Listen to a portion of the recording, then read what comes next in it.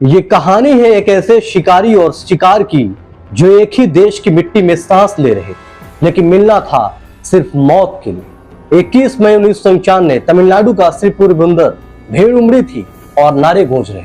चुनावी सभा और मंच पर आने से पहले एक आदमी सबसे मिल रहा था, मुस्कुरा रहा था, हाथ मिला रहा था।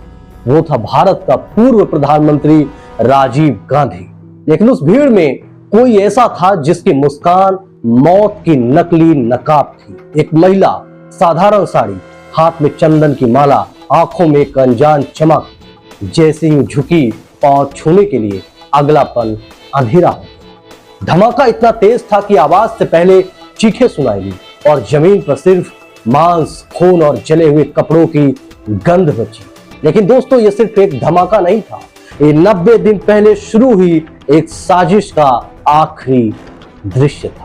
साजिश जिसका नाम था LTTE और मास्टरमाइंड एक आंख वाला आतंकवादी शिवरासन।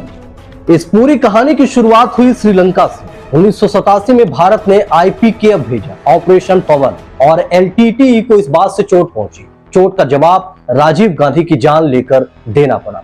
शिवरासन भारत आया जैसे कोई साया, कोई ऐसा भूत जिसे देखा नहीं जा सकता था, लेकिन महसूस किया जा सकता था। चेन्नई से लेकर बेंगलुरु तक वो ठिकाने बदलता रहा, नकली पहचाने बनाई और अपने साथियों को यहाँ बसाया। उनमें से एक थी धनु, वो लड़की जो खुद को सिर्फ मौत तक जिंदा रखती। उसके गले में हमेशा लटकता था एक साइनाइड का कैप्सूल।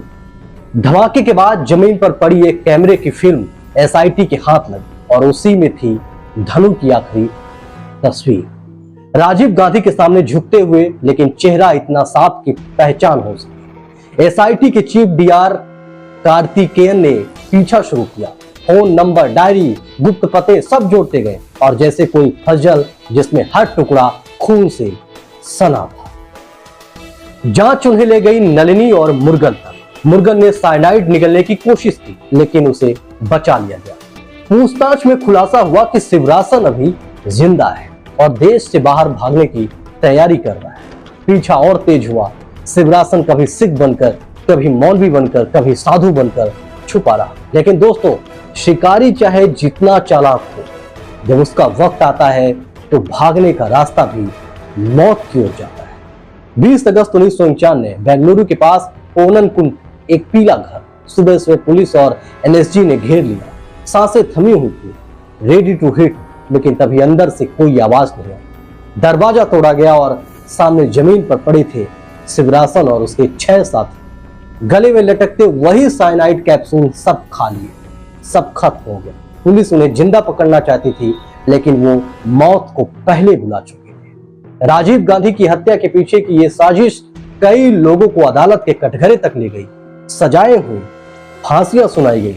लेकिन 21 मई 1991 की रात भारत की राजनीति के दिल में जो छेद हुआ वो आज तक नहीं भरा। और शायद जब भी कोई नेता भीड़ में उतरता है, भीड़ के हर चेहरे के पीछे एक अनजान सवाल छुपा होता है, क्या ये भीड़ तालियां बजाने आई है कि इतिहास को दोहराने?